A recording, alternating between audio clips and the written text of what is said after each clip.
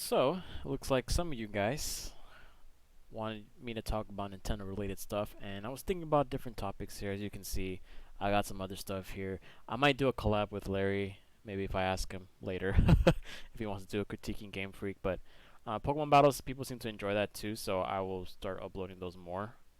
Maybe some Wi-Fi stuff, because I still have some updated teams that I have to do on, or have to import those teams into my the Switch game, or maybe do more Showdown Lives. But today we're going to talk about an interesting topic, and it's basically should Nintendo ports be $60? So thank you guys so much for participating. I wish we had more votes, but anyway, let's get right to it. So I went on to Nintendo Wiki, and I previously, before recording, I actually took a look into this list a little bit, and there are certain differences between what a port is versus a remaster and a remake. In my definition, a port is a straight up 1v1 copy from an older console game to Nintendo Switch. For example, um, I'm pretty sure Assassin's Creed series, Resident Evil series, I've seen a Devil May Cry. Those games that were announced on Switch were pretty much ported 1v1 from the original console all the way to Nintendo Switch. I consider that a port. Now, below here is a list of remakes and remasters. So remakes are essentially they're bringing an old game back up. Either they're upscaling it in graphics, or they're adding new content to that specific game. I think the perfect example for a remake is obviously Pokemon Let's Go Pikachu and Let's Go Eevee. It's a remake of Pokemon Yellow because they added more content from the original game. And obviously they upscaled the graphics to meet modern, even modern digital audience. So obviously, technology back then was completely different from what it is now, more archaic. But I want to talk about should these games be really worth $60? And I think the biggest one that comes to mind, or hasn't been released yet, but I believe a lot of people are putting a lot of heat on Nintendo for The Legend of Zelda Skyward Sword. Now, I did pre-order this for Nintendo Switch because I love some Zelda games. Obviously, I'm a big Zelda fan, and this is the first time I'll be playing this on the Skyward Sword because I heard on the Wii that shit was not that great, especially with the motion control. And critically acclaimed. I didn't even know that. I mean, it's a Zelda game, so duh. So a lot of people are complaining that, well, two things. One, why are we paying $60 for an older game? And two, the amiibo that you need for fast travel, I guess in this game, I'm not exactly sure how it works, is pretty much being scalped like crazy right now. Little scalpers already been taking advantage of amiibos, and we know how amiibos were during the pandemic. They were pretty much scarce, which is why I bought NFC cards of those amiibos so I don't have to worry about that shit and storage and all that. Mostly used it for Breath of the Wild, but I mean, they're pretty efficient. Looking at this game, the motion control was a pretty big thing. But the cool thing about this Legend of Zelda is there they actually integrated some.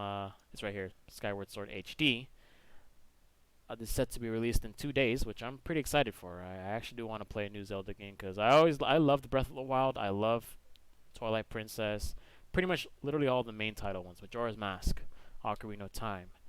Twilight Princess is probably like my favorite of all time. I played Wind Waker. I played Breath of the Wild, of course. But this is the game that I want to jump in. So they pretty much right here, it says here it features an upgraded resolution and graphics, which is the HD part. Increased frame rate. I think I seen it say it was going to be locked at 60 frames, if not more. If it is 60 frames, that's pretty damn cool. Amiibo support and new buttons only control, which means you can use your supposedly quote unquote you can use your pro controllers rather than using motion from your Joy-Con. Now a lot of people are complaining like, why are we paying $60 for an old game when they added like a very few stuff that doesn't really make the game worth that much money to buy? Well, there's two reasons why, and I think that I read an article somewhere about this a long time ago prior to purchasing another Zelda game, which was Link's Awakening, because it was at $60 as well, but it was more of a remaster where they just built the game from the ground up with new updated graphics, which looked pretty cool. I thought it was worth it.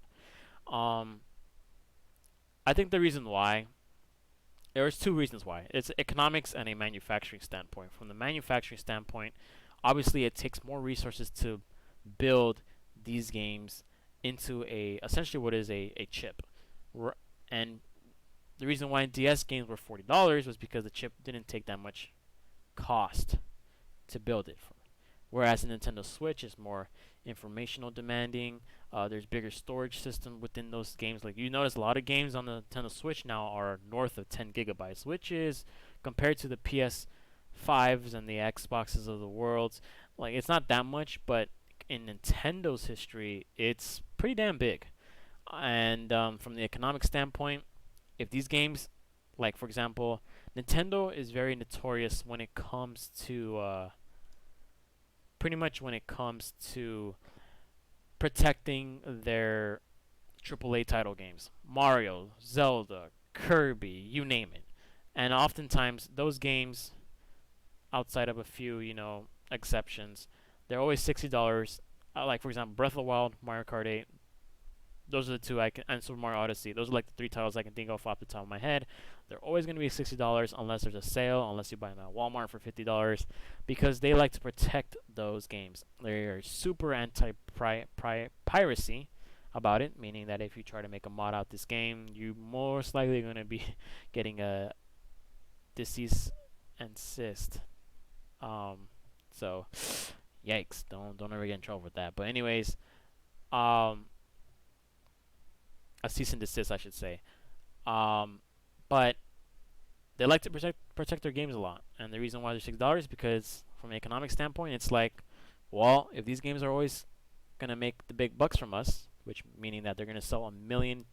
I mean, Zelda is like what about to be 20 million copies. Why should they drop the price from $60 if they're making a boatload of money? Which obviously, from the consumer standpoint, it's like, okay, that sucks. But from an economic standpoint, it makes sense from their part.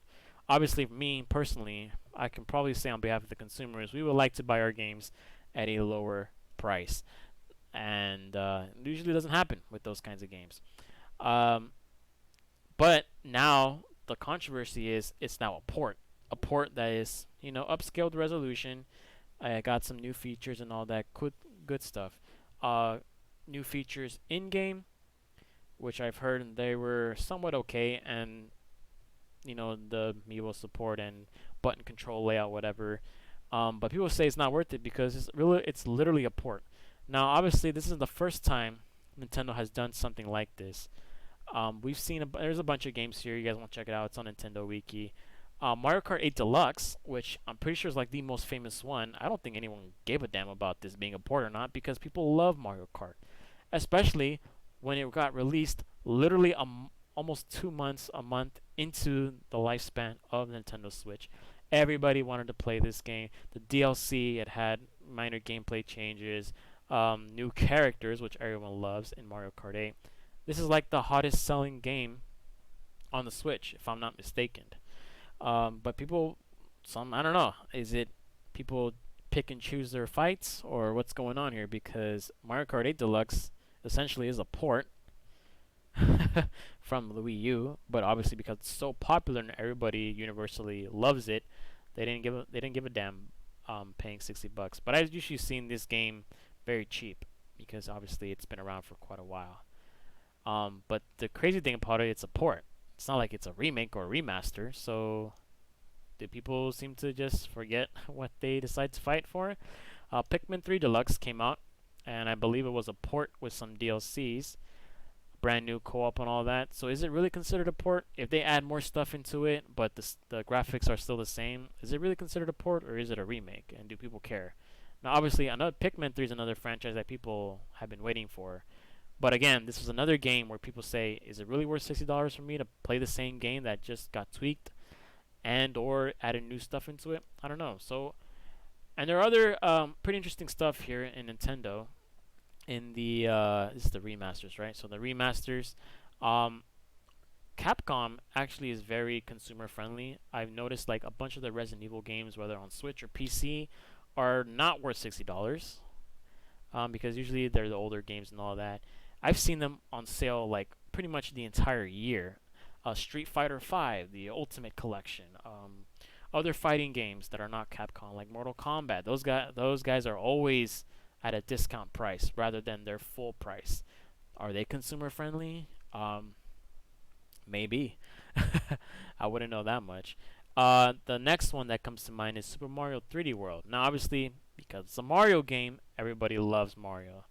But this is more so it's a port that has its own section, a brand new section, I guess, because they didn't really remaster stuff. They upscaled some graphics, but other than that, like there wasn't really much change from its Wii U um, brother game, whatever I like to call it, companion or whatever, compatriot, um, or counterpart is a better word for that. And I'm not sure, man. Like, what do you guys think? I really want to see what you guys think about buying games at $60. Is it still should a Nintendo port slash remaster of an older game that you played before? Would you pay $60 for it to be on your Switch? And if you guys defend it, if you guys defend that, which there's nothing wrong with that, uh, do you guys think it's worth it? Why would you want to pay $60 for it? Is it for the features? Is it for the DLC? Is it for the graphic upscale? And for those of you guys who don't want to pay full price for a port or a remake, why do you guys say that? Is it because it's not worth it? Is it because Nintendo's economic consumer tactics isn't that great in the modern market of technology, especially in video games? What do you guys think? Me personally, I don't mind paying $60, but at the same time, perhaps they need to be more consumer friendly. But anyways, guys, it's your boy Franklin signing out. Peace.